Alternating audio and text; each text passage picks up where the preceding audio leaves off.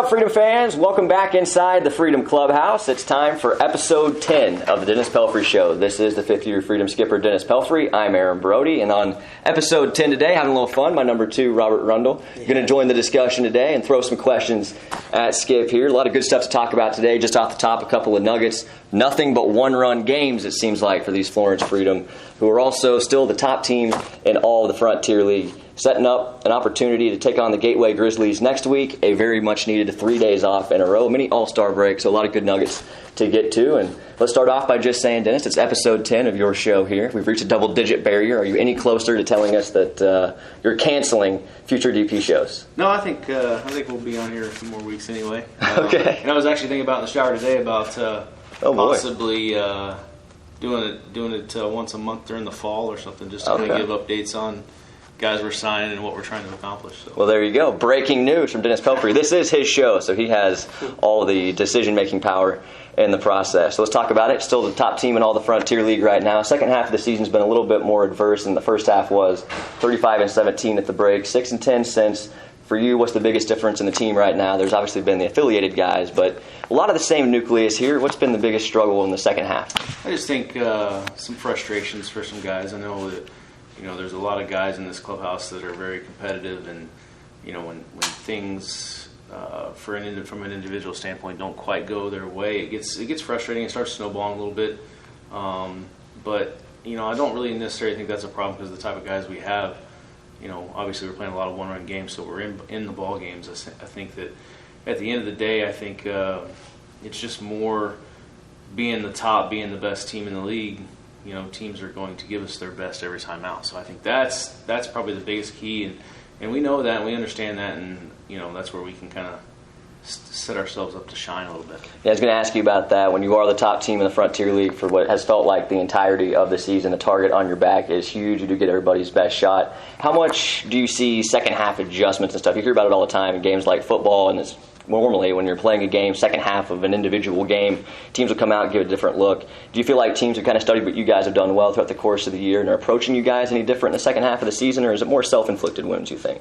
I think it's more self-inflicted. I think that, just like yesterday, we made a couple of errors in the inning where they scored 3 runs, and, that was the difference in the ball game. I think that we had a couple base running things that happened yesterday as well. So it was a lot of mistakes yesterday in the game that, ultimately didn't kill us because we only lost by the 1 run. So, it doesn't really matter if teams are going to approach us differently. It goes back to what I always talk about. We're going to worry about ourselves and what we're trying to accomplish, and if we do that, we're at least going to be in a good spot to win the game. Freedom are 41-27, still 2 games up on the Evansville Otters. Everybody else in the Frontier League's playing today. The Freedom on a Sunday actually had the day off, played a 4-game series and split with the Windy City Thunderbolts. Dropped the series over the weekend with the Southern Illinois Miners 2-1. So, Rob, any questions off the top here for Dennis before we start segueing into the one-run games? Yeah, how hard is it to transition your strategy against Southern Illinois? You have 2 7-inning games as a doubleheader. How does that go into effect? Because obviously Tripp got to start one time, pitched very well. How does that work for you with your strategy? No, it doesn't change.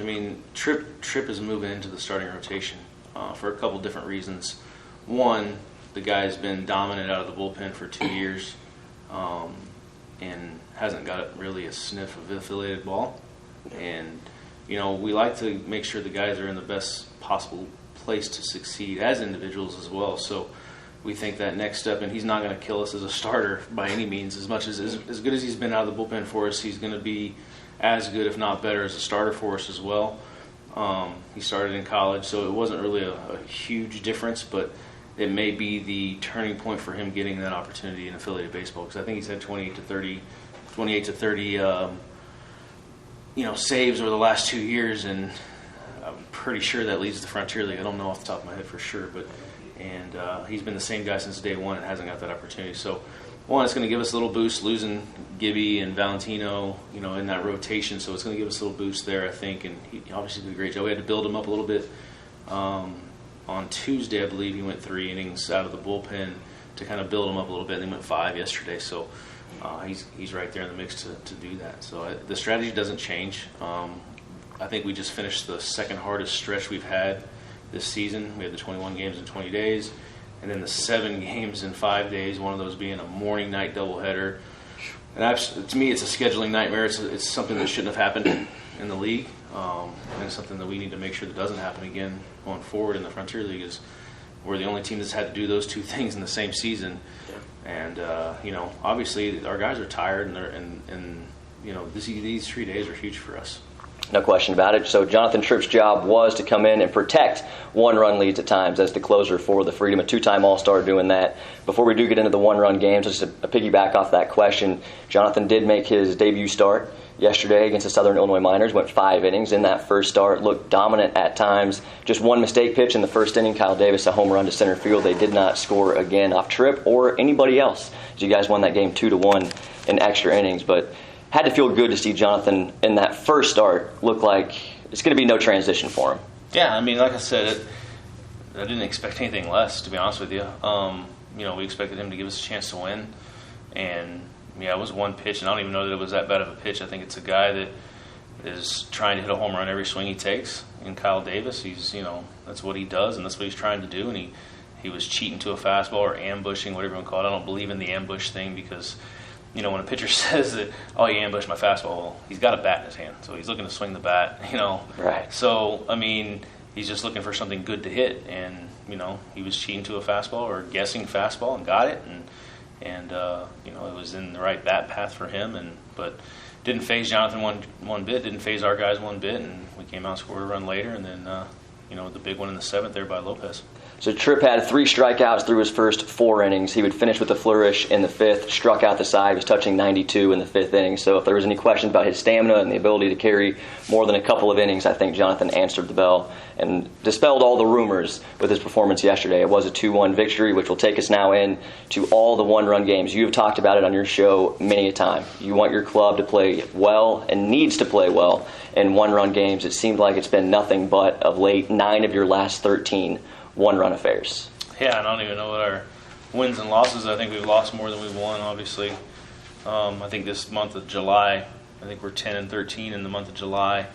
So, obviously we don't want to lose games. We don't want to lose those games. But those games, they're important. They're very important for us, and how we handle those failures, if you want to call them that, and how we bounce back from those, is going to dictate how we do, come that last 2 weeks of the season when it's a playoff push or, that first round of the playoffs. And because those games are going to be good. It doesn't matter how good we think we are,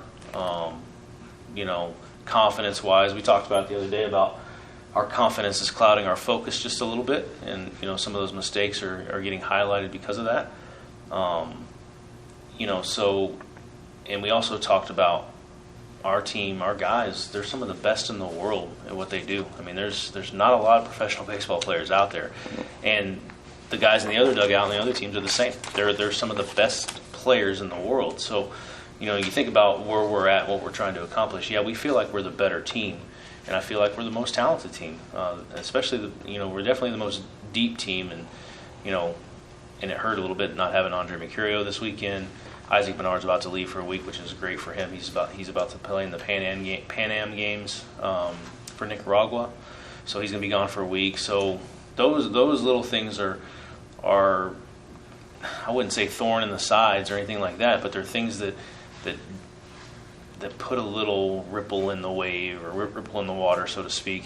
But we've got to get through those. There's going to be all kinds of those things that happen every single day. So once we can figure out how to minimize those mistakes and uncloud that focus, I think you're going to see the same Freedom team that was dominating the Frontier League in the first half. Absolutely. So it's not as bad as you indicated early. 13-13 now in one-run games this season. So 500 club in those one-run affairs. Obviously, you want to be better than 500, but it is 3-6 in the 9 of the last 13. As a manager, what can you do to try to help give your guys an edge in those one-run affairs? We all sometimes want to put the glove on and go out there and just play the game ourselves, but what can you do on the bench to maybe help the guys in that pursuit of being better in those one-run games, at least lately? I think just stay positive. It's very easy to get negative, and from a coaching standpoint, especially, we get to see the whole big picture, and the players are more tunnel vision type, but we see those mistakes, and it's very easy to get frustrated because they're mistakes we're making that aren't normal for what we are. We're a very good defensive team, and when we make a couple errors like that, it's like, oh man, what are we doing? Or we have a bad at bat, what are we doing? So I think staying positive is the biggest thing. I think yesterday you probably saw it a little bit too. I was a little more aggressive on the bases, trying to almost force some of those things that we were doing well early. And it bit us a little bit yesterday. I tried to send Taylor Bryant home on a double where they tried to make a play at second, and I think he was a little unsure himself, kind of slowed up around third as well. But and I'm bringing him, so I think if we're clicking on all cylinders and we're playing really well like we were early, he scores easily standing up there. And then the same thing later in the game with Taylor again. Rinsky hits a ball up the middle that I thought got through, and so I sent him, and then I noticed it didn't, tried to shut him down, and it was a little too late and got into a run down there. But, being aggressive on the bases, forcing those guys to make plays, and they did. Kudos to Southern yesterday. They made some plays that very easily could have sped them up and made a bad throw and could have blown the game wide open. So that's one of the things that I try to do. I try to be like that all year. But again, when we go through that 21 games in 20 days or the 7 games in 5 days, and we're running with a position player short, you know what I mean, because of we have to carry the extra arm, and then the guy is not here for a few games. So we got to kind of tone that stuff down a little bit to make sure guys aren't getting hurt or being overtaxed or exhausted, you know what I mean, because it was a tough stretch. I think you're going to see a refreshed Freedom Club on Wednesday, and a couple new faces, I'm sure, and kind of just to give us a little more excitement in that lineup, and in the bullpen, try to solidify that bullpen after those major league pickups or those affiliated pickups, and go from there. One way you can see the aggressive nature of the Freedom is in the stolen base department. It's a landslide in the Frontier League right now. 115 stolen bases for the Freedom, far and away the most on the club. So we'll switch gears a little bit. The 2-1 victory in 8 innings made you guys 7-4 in extra inning games this season. Had to feel good to see Caleb Lopez get the opportunity in a big spot. It seems like Lopey comes through every single time. Jordan Brink on the mound. He's the dominant closer for Southern Illinois. Tried to throw a first pitch fastball, and if Kyle Davis ambushed, Caleb Lopez returned the favor, and the 8th hit a long way over the wall in left field. 5th home run of the season, the eventual game winner for the Freedom. Lopez comes through again in a clutch moment. Yeah, he's a pro. He's a pro hitter. He's got a plan every time he goes up there, and he's got a fire and a competitiveness in him that's different than a lot of guys. And I think if you do watch him play and kind of lock in on him, you'll see that he gets a little frustrated at times on the field. But what's great about Lopey is he's not frustrated at himself or the outcome. He's frustrated because he knows. He said it to me the other day in the dugout. If he gets on base, he scores. I think he's leading our team in runs scored. But he is our bona fide leader and the dad in the clubhouse. So he's. And he fills that role perfectly, and he doesn't try to do too much at the plate. He could go up there and try to hit home runs every time too, and probably have 15 home runs right now, but not doing what he's been doing to win games for us. So I think that's what's great about Caleb Lopez. He's the ultimate teammate, and he's just a pro. Easy guy to follow, especially when he comes through in all those big moments. You want to follow him. You want to do what he does. He has been masterful in big moments all season long. So he's one leader. Another one that you've already kind of illustrated that you missed this weekend was Andre Mercurio. The center fielder had to be in a wedding. Takes him away from the team in a big series with the Southern Illinois Miners. Obviously, you said it already. You missed him this week. What is the biggest thing you think showed up in Mercurio's absence this weekend? I don't know that it was something that showed up in his absence from an individual standpoint. I think the team standpoint, when he's out of the lineup, our guys know, hey, I've got to be a little bit better today, and I think it's more of a team type filler or Band-Aid, so to speak, if you want to call it that, where 2 or 3 different guys are going to show up and kind of take the place of what he was providing for us in that lineup. So obviously when Mercurio's not in the lineup, it's a different lineup for us, and when he's in that 4-hole for us, he's very dynamic and he can create a lot of things for us, and so we're looking forward to having him back this week. Yeah, we talk about the leadership a lot, Rob, with this team. No shortage of experienced guys that come through and step up to the plate, or even if it is just picking a guy up in the clubhouse, being the leader of the team. A bunch of them here in Florence. Yeah, one guy that comes to my mind is Connor Crane. Connor Crane, he dabbles out in the outfield every now and then, obviously playing in the outfield. Can you talk about him a little bit and what he's brought to this ball club, batting in that 9-hole? Yeah, I mean he's the most dangerous 9-hole in the league, maybe in the country. I mean, yeah, he's got the ability. Yeah, he's got the ability to hit the ball out of the park to all fields. What I like about what he's done recently is he's kind of toned that swing down a little bit and just shoot in the middle. I think the other day against Evansville, he had the 3-2 out RBI knocks, and 2 of them were up the middle, and the other one was through the right side through that 4-hole. So not trying to do too much. And I think this week, especially the last couple days in Southern, I think he was trying to do a little bit too much, to almost maybe to fill that Mercurio void.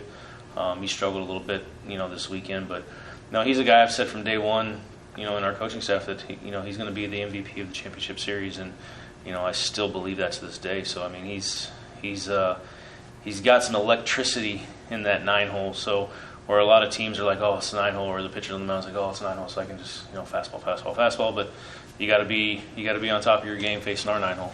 Yeah, he is a consummate pro. Got the chance to talk to him in the lobby of the team hotel in Crestwood, Illinois. He let me in on what his swing thought is when he goes to the plate every single game. It's that he is better, and he knows it, of the guy standing out there on the mound.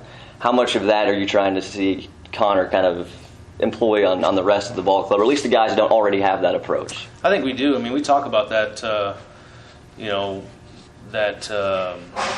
dominate the space or the empty space, the 60 foot 6 inches.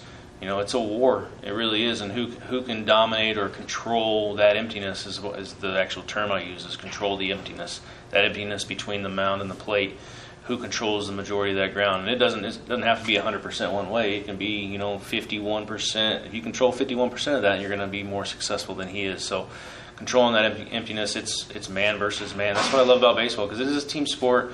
There's a lot of individuality to it, but there's also a 1v1, 1 versus 1, and it's like man against man, and get after it. You know what I'm saying? So it's I think he falls right in with what we've talked about. He was with us last year a little bit. We talked a little bit about that too. It goes into the character and the movie, and all these things, and controlling the emptiness. I think there's a thing in our clubhouse that is a little write-up about controlling the emptiness. So you might want to get a shot down the way out. Yeah. So a guy that leads a 24-man roster full of alpha males has to be the biggest alpha male. That's Lambeau, fifth-year Freedom skipper Dennis Pelfrey. So we talked about some of the veteran guys, some of the more experienced guys. Austin Wilbrock's the only veteran guy actually listed in his classification on the roster, but plenty of older dudes that have been around and have done that. So let's now talk a little bit about some of the younger guys. Zach Spivey, still looking for his first professional win.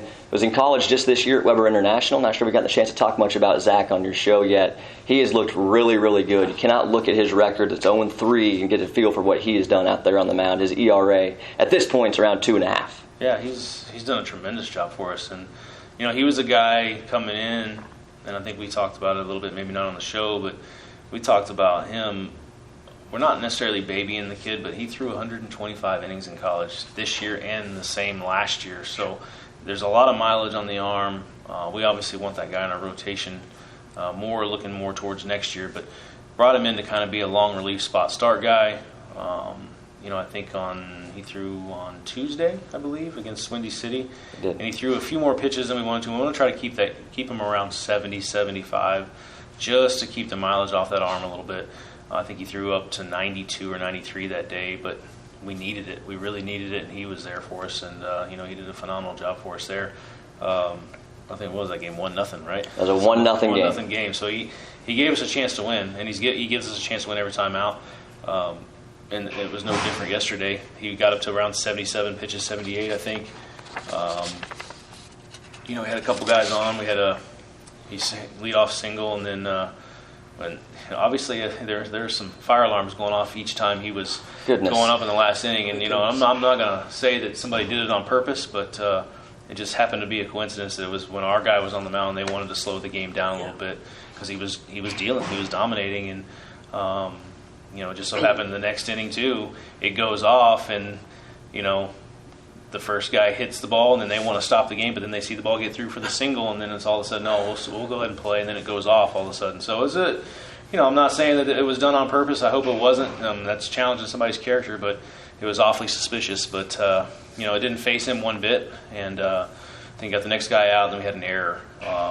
And brought up their 4-hole, that left-handed hitter, Jamie Smart, who's done a phenomenal job this year in the league as far as hitting. And we felt good about going with Wheeler there. Obviously, hindsight, you should have either kept Spivey in or went with somebody else because, he gets the base hit to tie the game, and then the double, the next guy takes the lead for them. So, those are those things I talk about in those one-run games where, I lost that game yesterday. And I'll own up to it and take it because, I made the wrong move there. And obviously, hindsight's everything in baseball because that's really all you have because everything's opinion-based. But, when I look at it, the next 3 days, it's going to be a tough 3 days for me because I lost that game for us with that move.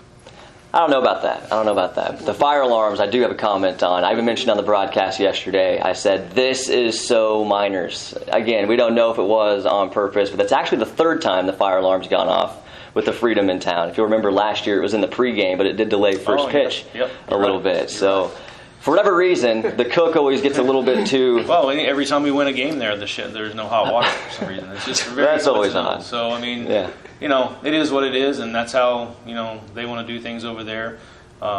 It takes nothing. To me, I have the utmost respect for the players over there, no doubt. Those guys are good, and, we got to meet Cosgrove in the All-Star game. He was awesome. Chase Cunningham was awesome. They're good guys, good dudes, good players, and nothing against those guys or anything like that. But obviously some things outside of the players' control that are just coincidences that seem to be suspicious. So. Seem to be stacking up in series played at Rundle Park. But Zach Spivey was absolutely brilliant last night. He allowed 3 hits. He would take a no decision, 1 earned run on Spivey's line, and his start against the Southern Illinois Miners at UC Health Stadium, he went 5 no-hit innings. So if nothing else, this is a guy that knows how to get a tough West Division team out should you guys see them again in the Frontier League playoffs. Yeah. He's, like I said, he's done a great job for us. And I know he probably feels bad. I know he was upset probably about me taking him out last night. But, more so than winning a game, guys' careers are more important to me. And if we're doing something to damage his arm or put him in a situation to blow his arm out, that's where I have an issue. So that was how the decision was made, based upon him. He went to 90 before, and I felt horrible about it, and I said, I'm not doing that again. And he was at like I said, 75, 77-ish. So we made the move there, and I made the move there, and it was the wrong move, but.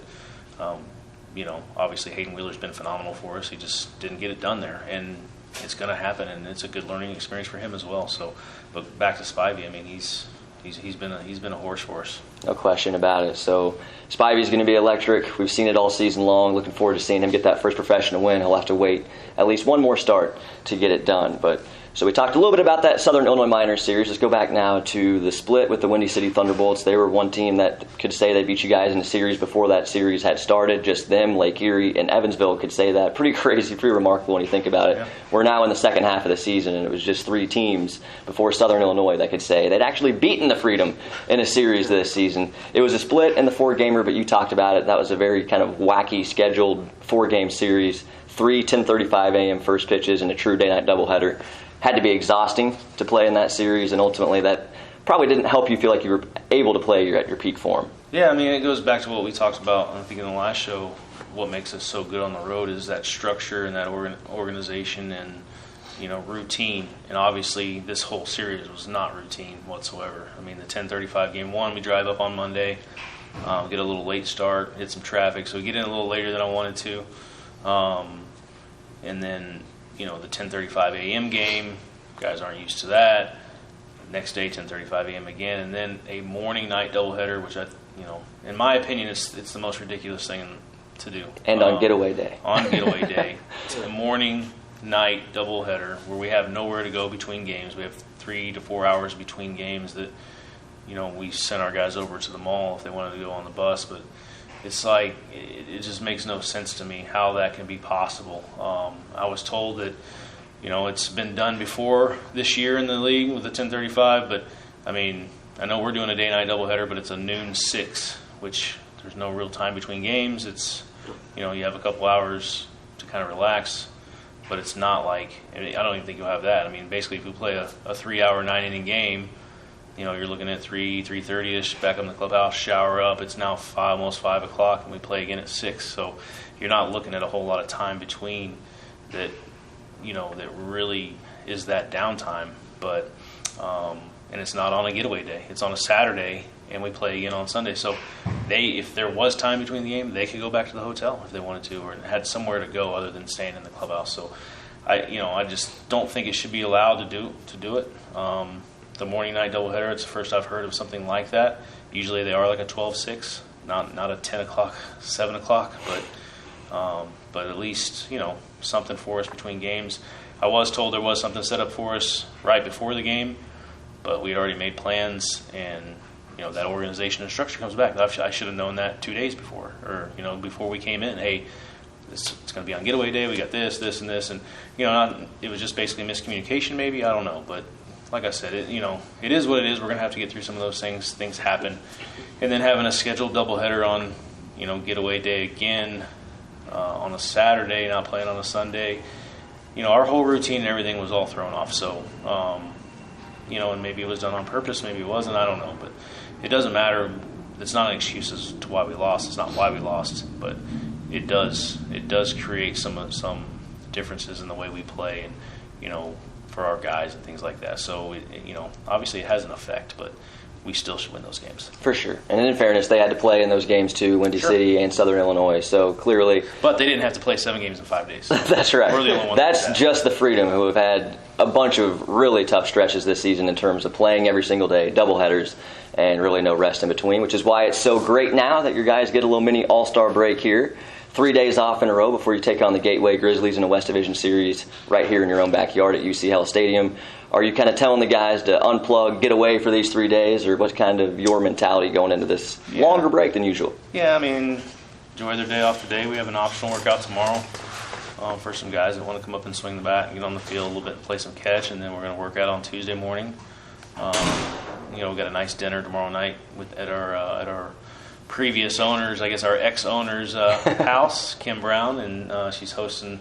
Every year we do, a big dinner for the guys and just kind of a get-together to kind of get away, from the game. But I think the majority of our guys, if not all of our guys, are ready to get back on the field today. And there's obviously some guys in here hitting right now, so it's not a part of our guys' nature to take days off and try to regroup and anything like that. I think the biggest thing for them is they're going to take it easy as far as getting the bodies back healthy and those type of things. So, I mean, I love the fact that we have these 3 days off. I hate not playing in 3 days, but we get to work out a couple days and really kind of refine some things.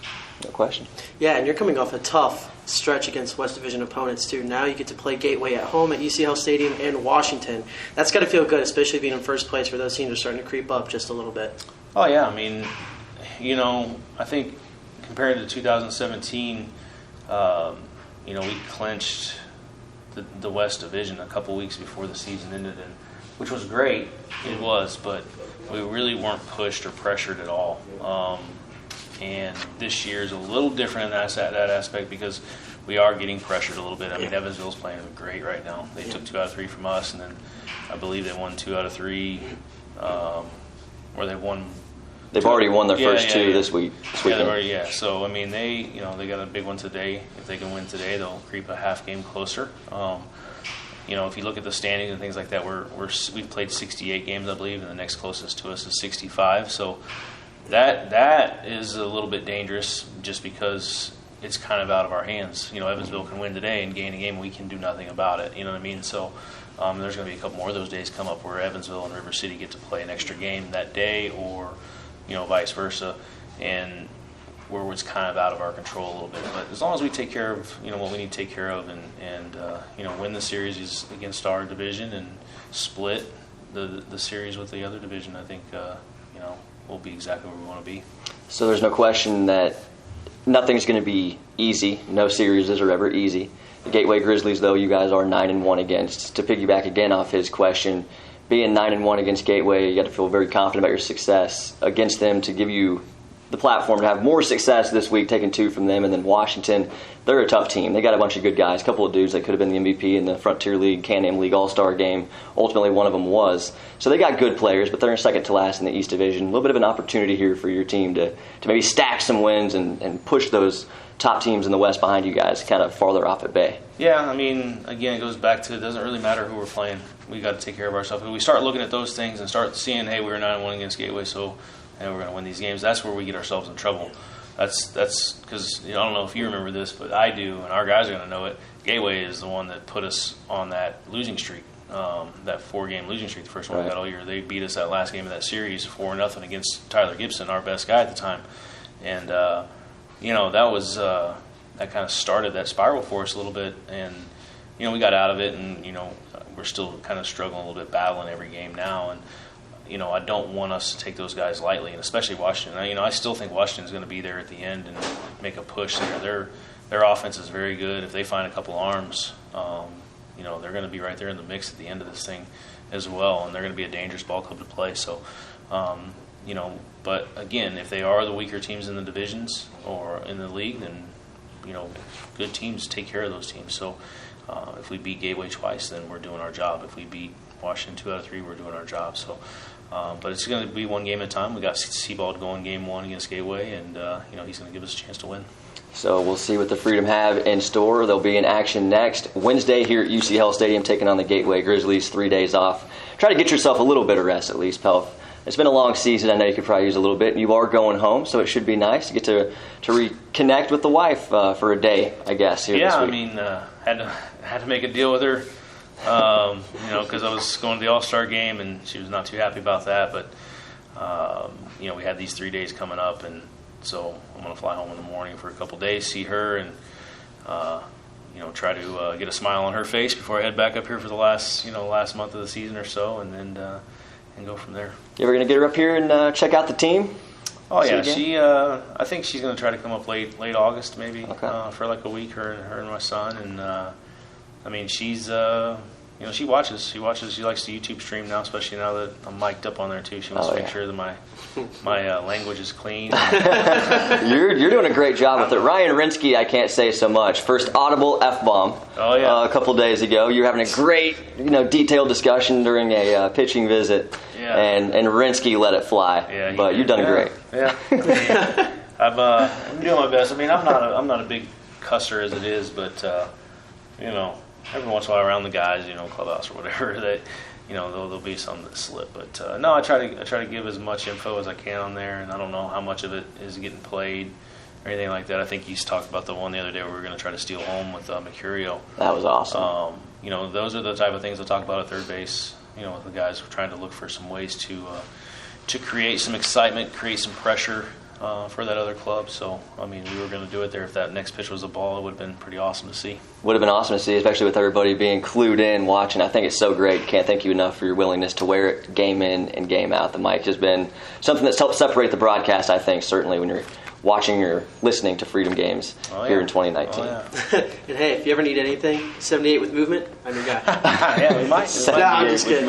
I'm kidding. You had to get the plug in. He's been wanting to play for the Freedom all season, but I don't think he's got quite the tools. No. Got to be a 5-tool player, super versatile. I'll stay in the broadcast booth. Hit 1 through 9. No. Yeah. Awesome stuff, Pelf, and thank you so much. This was episode 10 of the Dennis Pelfrey Show, a Monday ritual. Keep it locked on social media. Follow at Florence Freedom, at OneRealBrodie, at Pelf12, and at Rob_Rundle for all editions of the DP Show moving forward. Thank you, Skip. You're welcome. Thank you.